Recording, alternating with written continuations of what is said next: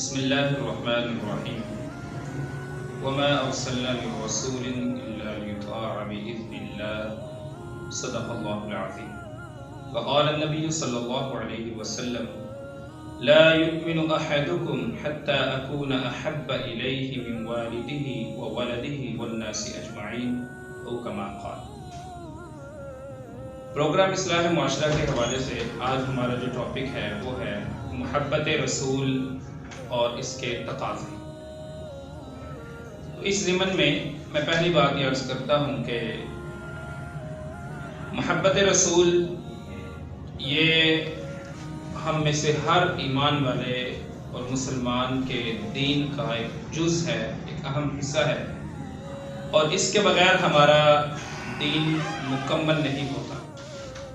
محمد کی محبت دین حق کی شرط اول ہے صلی اللہ علیہ وسلم۔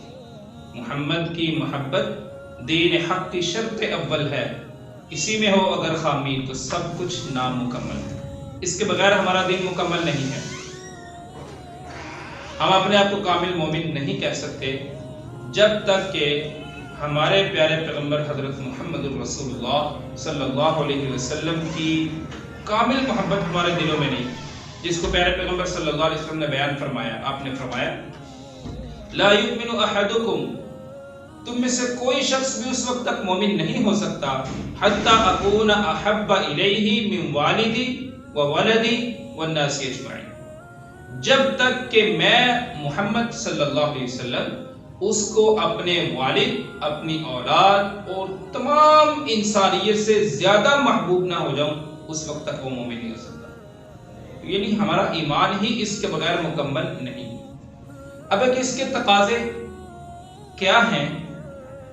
آپ صلی اللہ علیہ وسلم کی محبت ہم سے کیا تقاضا کرتی ہے، ہمارے اوپر کیا ذمہ داریاں ہیں؟ اصل چیز یہ ہے، اور یہی ہماری محبت کی نشاندہی کرتی ہے کہ واقعی ہم آپ صلی اللہ علیہ وسلم سے محبت کرتے ہیں یا نہیں۔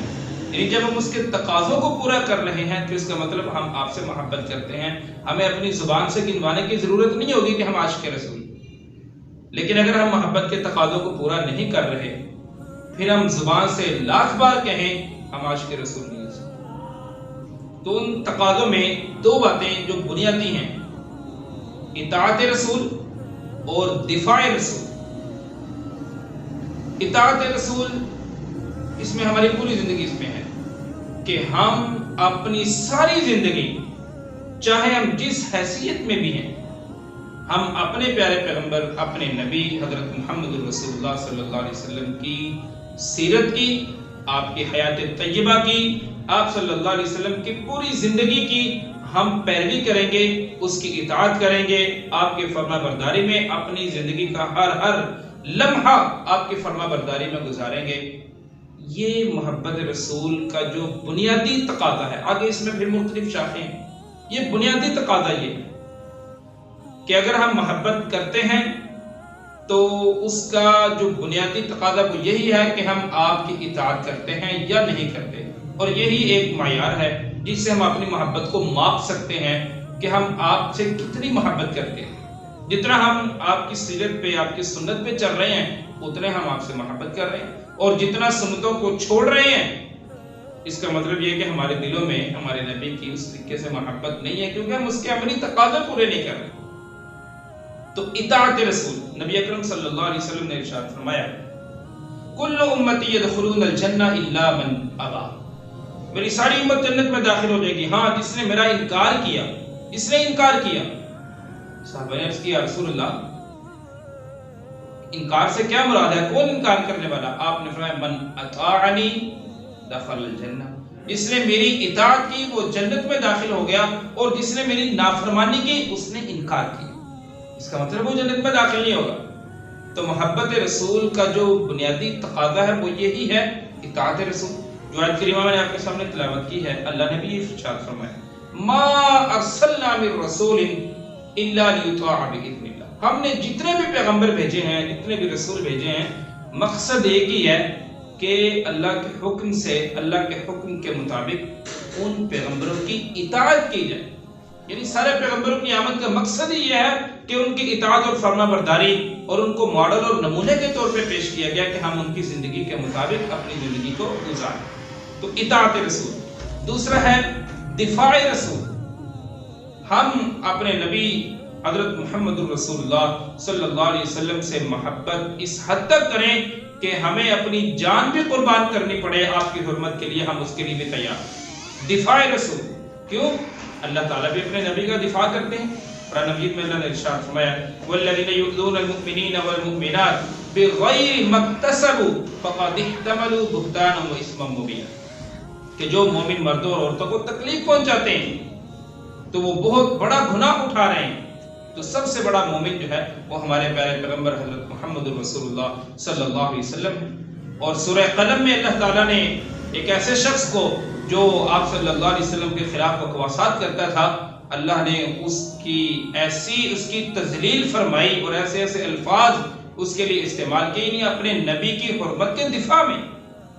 تو اطاعت رسول یہ اللہ کا حکم ہے اور دفاع رسول یہ اللہ کی سنت ہے اور اللہ کا طریقہ ہے. اللہ اپنے نبی کا خود دفاع کرتے ہیں.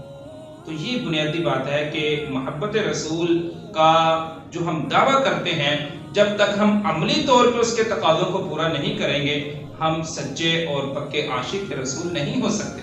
اور آخری بات اس ضمن میں کہ شان مصطفیٰ میں، پیارے پیغمبر صلی اللہ علیہ وسلم کی شان میں ہم اعتدال کے راستے کو اپنائیں. یہ بھی محبت رسول کے تقاضوں میں سے ہے، ہم اعتدال کو اپنائیں.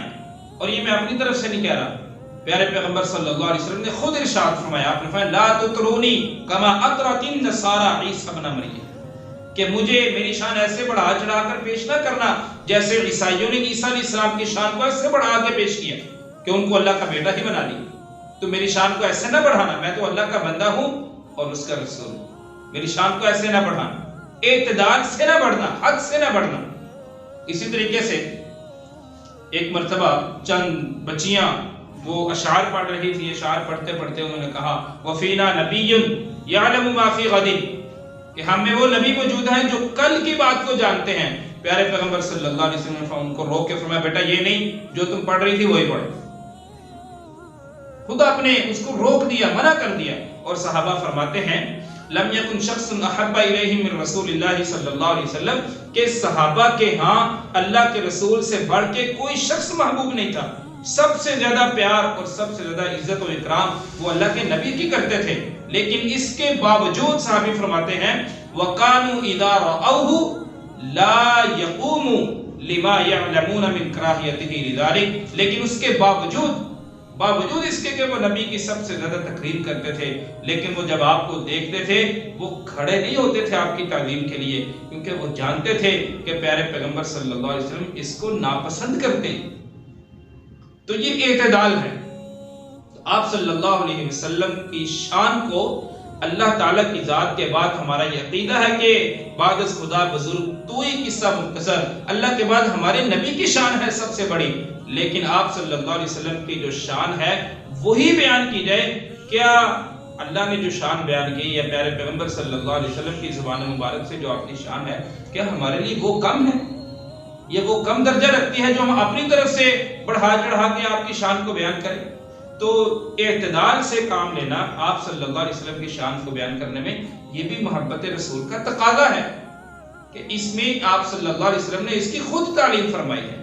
بہرحال اللہ تعالیٰ سے دعا ہے کہ اللہ تعالیٰ ہمیں زبانی عاشق ہونے کی بجائے ہمیں عملی اپنے عشق کا مظاہرہ کرنے کی توفیق عطا فرمائے. وما علینا الا البلاغ.